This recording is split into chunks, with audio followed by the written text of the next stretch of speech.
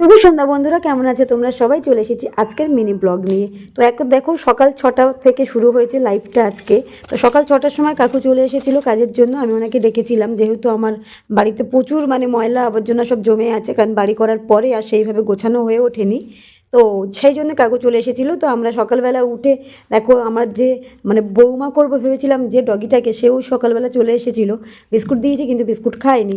এদিকে আমি পুচু টিটুকে বাইরে বার করে দিয়েছিলাম, কারণ ওরা একটু বাইরে ঘুরুক, কারণ ওদেরকে সবসময় খাঁচায় রাখা হয় সেই জন্য।